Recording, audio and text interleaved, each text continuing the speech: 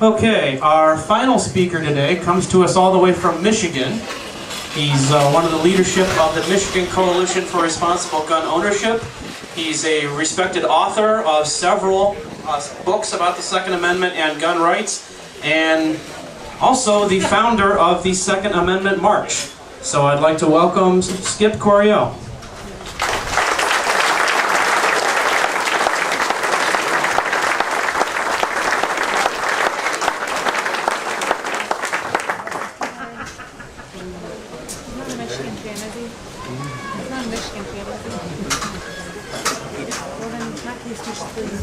He said I have as long as I need, so when everyone's gone, I'll leave.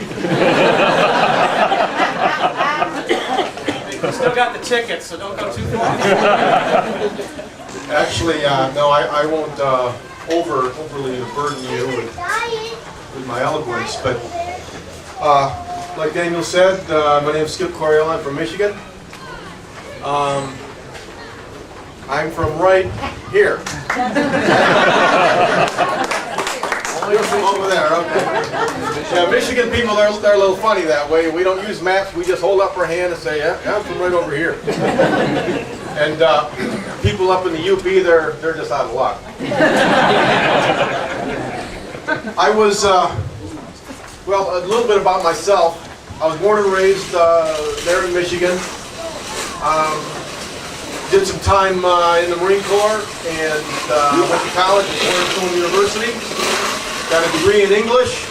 My plan from there was to write the all-American novel, get rich.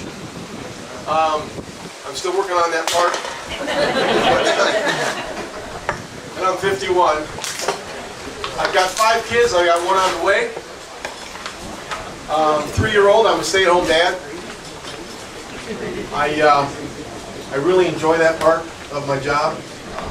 Really, it's the most important thing that I do is protect my family, not just from bad guys with guns, but from bad guys without guns as well. I've written and published 6 books. 3 of them are about personal defense and Second Amendment rights. I have a column with the Michigan Coalition for Responsible Gun Owners. They're a lot like OFCC, one of the larger state-based pro-gun groups. That comes out every Monday, and I have a good time with that. And I'm the founder of the Second Amendment March. If you haven't heard about that, it was kind of an accident the way it happened. It was this past February. I was writing my column, and if you don't know me, you need to know I'm kind of a procrastinator. The column's due Sunday night about 7, and so I wait till like 5 p.m. because I work better under stress. And I sat down and go, man, you know, what am I going to write? I got 2 hours.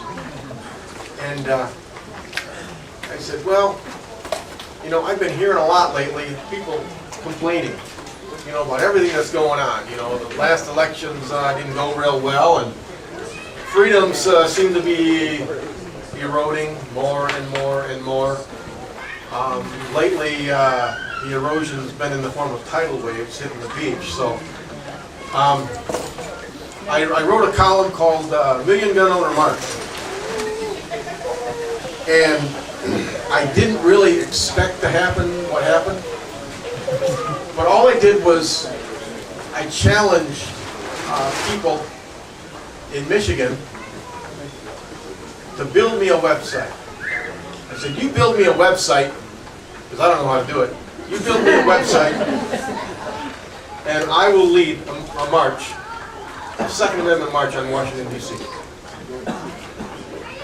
And I didn't expect what happened. The fact that I'm here is testament to what happened. Over the next 3 days, I got hundreds of emails from all different kinds of people, not just from Michigan, but from all over the country, from Ohio as well. When something goes viral, on the internet, you know, turn your cell phone off, because you're not going to get any rest. I had hundreds of people. I had people come up or send me an email or give me a phone call and say, yeah, I'll build that website. You know, some were stay-at-home moms, some didn't even have a computer, but they said, well, I'll buy a computer and I'll figure out how to use it. And so I got a lot of different people, and so, you know, having opened my mouth, I had to pony up. And so I interviewed a dozen or so people of the most qualified, and I chose a lady over by Ann Arbor who does it professionally for a living. And she built me a website in 48 hours. And you can go there right now and take a look at it at secondamendmentmarch.com. She did a fantastic job. And we're getting well over 50,000 visitors a month now.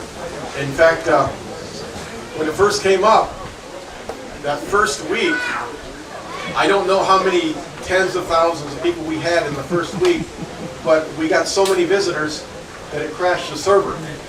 And we were down for probably 8 days before we could get our forum back up and our website back up. So I kind of underestimated the tone of the country, of where you people are at.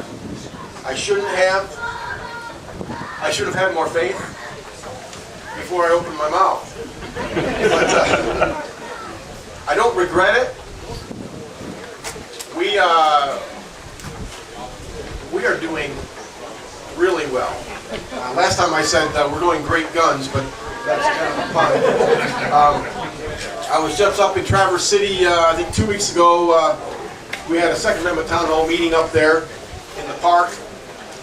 And we must have close to 200 people there, 150, 200, somewhere along those lines. And had a good time up there. You know, television coverage, radio coverage, and one wino. You know, I've been looking for the token wino today, and I haven't seen him. But up in Traverse City, it was real obvious because apparently he's a homeless fella and he lived in the park. And he saw everybody with guns, and he wasn't intimidated at all. He started walking around with a baseball bat. You know, I think the rest of us were carrying guns, but we weren't quite sure what to think about this homeless guy with a baseball bat. And he had a bottle of vodka right in his back pocket. And I'm up there being interviewed by the TV guy. And the homeless guy just walks up and he just starts nodding his head. You know, he's got this big baseball bat. And I leaned over to the reporter and I just said, "It's not with us." I mean, nothing against homeless guys, but, you know, public relations is important. And fortunately, we got some pretty good press that day. And had a good time. We earned some money for the march. Second Amendment March, we have a 3-phase plan that we're doing. The first phase, between now and March of next year, is to have a series of Second Amendment town hall meetings. And those are smaller venues like this one, anywhere from 50 to, you know, hundreds, several hundred people.